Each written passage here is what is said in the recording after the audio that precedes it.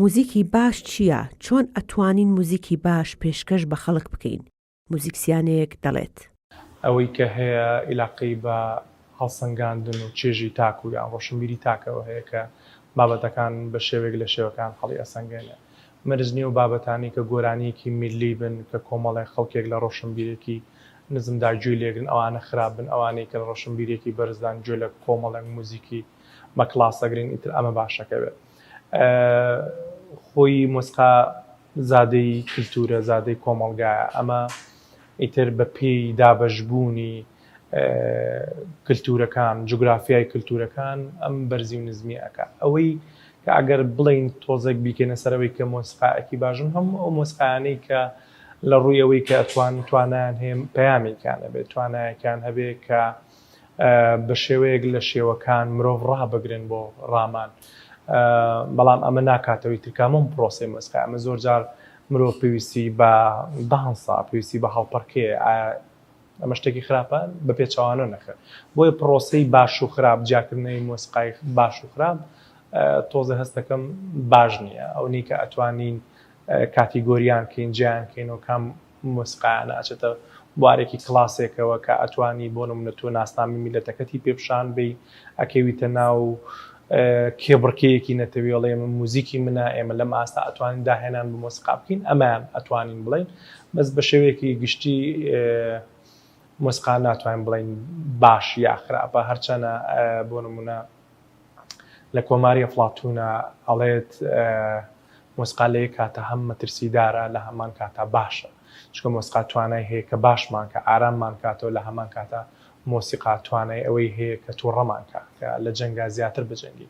بۆیە ئەو تێگەیشتنە کلاسیکە بۆ مۆسیقا ئێستا گۆڕانی بەسرا هاتووە. مۆسیقا پرۆسەیە کە ئیتر ئەگەڕێتەوە سەر شەخسەکان، ئیتر بەپێی تەمەنەکان، بەپێی ئاستی تێگەیشتنی ڕۆشنبیرەکان ئەتوانین پۆلێنی باشە. کاتوانە گۆرانی خراپ، کاریگەری خراپ لەگەڵ باشە و موزیکیش خراپ، کاریگەری خراپ دروستەکە و گۆرانی و موزیکی باش کاریگەری باش لەسەر کۆمەڵگە دروستەکە. پێت وایە لەم قۆناغی ئێستا چۆن ئەتوانین پێناسەی گۆرانی موزیکی کوردی بکەین؟ لە ئێستا مۆسیقای کوردی چکێ من بەشێکین لەم گۆڕانکاریە کولتوریانەی کە لە جیهانە دروستە بێت. دنیا لە دوای بڵین مۆدرنە و پۆست مۆدرنە بە ئاوایەکی نەوعێکە ئاڕوا کە پێشتر مرۆڤایەتی تەسەووری نەکردووە. بۆیە ئەم گۆڕانکاریانی کە لە دنیای دروستە بێت، تەمان کاریگەری هەیە لەسەر کوردستان.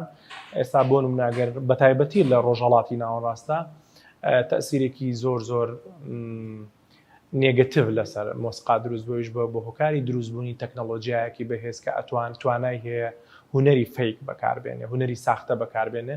ئێمەش لە کوردستانە لە ناو قەیرانێکی گەورەی دروستکردنی هونەرمەندی فەیک و گۆرانی بێژی فەیک و تەنانەت دروستکردنی موزیکی فەیک داین. بۆیە ئەگەر پێناسەیەکی ئەهۆ بکەین، پێناسەیەکی گشتگیرمانەوە هەیە. مۆسیقای کوردی خۆی ڕەگۆڕیشەیەکی دێرینی هەیە لە ناو ئەو فۆڵکلۆر و ئەو لاوک و حەیران و دەیان جۆری ژانرایتری مۆسیقای کوردی هەیە.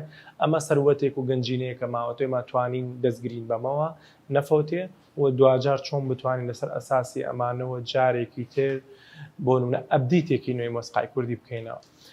هەرچەندە ئەم پرۆسەی کە من باسێکم پرۆسەیەکی درێژخایەنە، پێویستی بەوەیە کە بە مؤسساتی ئیشی لەسەر بکرێ، هەرچەندە گەشتبینین بۆ مؤسساتانەی کە لە کوردستانە هەیە کە بتوانن بیر لەوە بکەنەوە کە لە ئاستێکی نێونەتەوەیی نێودەوڵەتیە کار لەسەر مۆسیقای کوردی بکەین. بەڵام لە پارچەکانی تر و لە باشوورە هەنێک ئەتوانم بڵێم ڕووناکی هەیە، هەنێ ئومێد هەیە کە ئەکرێ ئەمانە لە ئایندا ئیشی باشتری لەسەر بکرێ و لەبەرەوەی کە بە درێژایی مێژوو کورد میلەتێکی ئەتوان بڵێم ئینکارە، توانیوەتی بەرگری لە خۆی کات دڵنیام مۆسیقای کوردیش ئەتوانێ بمێنێتەوە بەرگری لە خۆی بکە. ئەوەی کە لە دوای ئەمە ڕوئەیە، ئەمانە هەموو شتی ڕۆژانەن کاتین فترەیەکە وەکو هەر بابەتێکی باو یەت و ئەڕوا، ئەوانەی تریش کەشتی ڕەسەن و ئەسیڵن خۆیان ئەمێنەوە توانای مانەوەیان هەیە.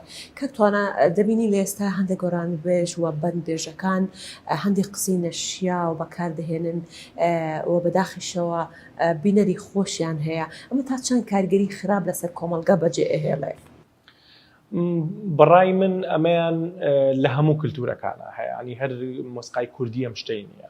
ئەگەر بچینە ئەگەر نزیکەکان لە ئێران هەیە، لە تورکیا هەیە، لە ئازەربایجان هەیە، لە مۆسیقای پۆپی ئەوروپیا هەیە، ڕاپ هەمووی بریتە لە کۆمەڵە دەستەواژەی ناشرین، بەڵام لە هەمان کاتشە ئەمە لە ڕۆژگاری ئەمڕۆما هەیە، لەوانەیە بەشێک بێ لە بەگشتداچوونەوە لە پرۆتستۆی بابەتێکێتتر لە هەل لە خۆشەویستی و هەل لە بابەتە کۆمەڵایەتەکان.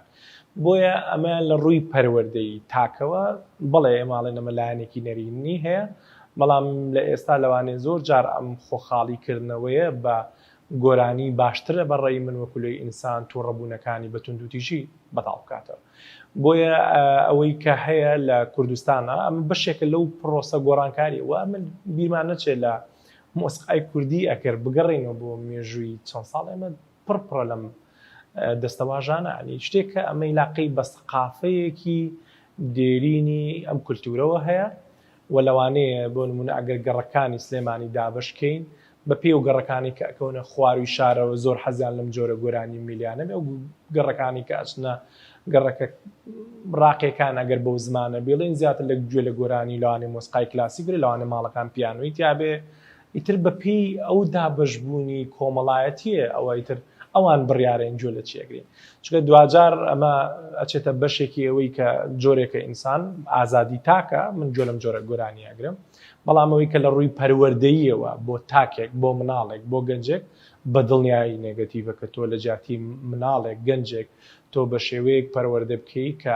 گفتاری باش و کردداری باشی هەبێ وەک لەوەی کە تۆ ڕای بێنی کەیتە وشەی ناشین و ئازار بەخشی هەبێ. بۆیە لەو ڕوانگەیە بەڵێ بە هەموو شێوەیەک جێگاوێک کە ڕەفسکرێتەوە، بەڵام میترمە لە ئەدەبیاتی شانی ئەگەر بۆ نمونە شێخ ڕەزای تاڵەبانی لە تێکستی ئەدەبیاتی کوردی دەربێنین فراغا بە هەمان شێوە لە مۆسیقاشە سەیرەکەم ئەم جۆرە لە هجووکاریە شتێکە عیلاقی بە شخصیەتی هەموو ئینسانە لە هەر کولتوری کوردیانە لە هەموو کولتورێکە ئەو شتە هەیە.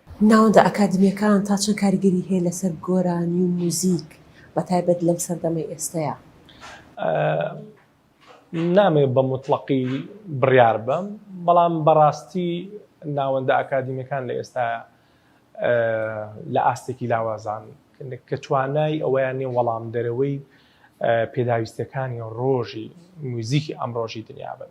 ئەمە یەکێکە لە مشکلەکان، بەڵام لەناو ئەم پرۆسانەشە لە ئەم ناوەندە هێشتا خەڵکانێکەیە کە لە هەوڵی ئەویان کە بەرگری بکەن و کە شتێکی باش بەرهەمبێنن و ڕۆژانە ئاکتیڤیتیانی بینی و خەڵکانی کە لە ناوەندانە فێری موزیکە بن ئەنی تا ڕادەیەک شتێکی باشە، بەڵام بەداخەوە ناوەندەکانی ئەکادمی موزیکی نیان توانیوە ئەوە دروستکەن کە ئەم پۆلین بەندیە هەبێ خەڵک مناڵان گوێ لە چ گۆرانیە بگرین، گەنجان گەورەکان چۆن بین پەروەردەیەکی موزیکی سەردەمیانە لە ناو تاکی کووردا دروست بکەین کە ئەمانە بەڕاستی ئیشیوانش لە ڕێگای لەوانەیە زۆر جار میدیاکان ئەمە ڕۆڵێکی نێرینیان هەبێت لە بڵاوکردنەوەی ئەم بابەتانە، لەوانەیە چانس دێن بەو کەسانی کە ئایانێ بەجددی لەسەر مۆسیقای کوردی قسە بکەین، لەوانەیە ئەمە هۆکارێکی تر بێ کە جۆرێک لە ئەو پەرتەوازی کە تۆ باسێک لە مۆسیقای کوردی دروست بێت کە بە دڵنیایی میدیا و سۆشیال میدیا خەتاباری سەرەکین و لە هەمان کاتیشان نەبوونی جوڵە و بزاوتی ئەکادیمیستەکان و ئەوەنی پاڵانەوەی ئەوانیش هۆکارێکە کە کۆمەڵە دەنگی نەشاز و خەڵکی نەشاز جێی هونەری کوردی بگرێتەوە و مستەفیدیش بن بە هەموو جۆرێک لە جۆرەکان لێەوە و خەڵکانی کە لە بوارەکەشە بەجددی کارەکەن ببن بە باگراوندیەوە.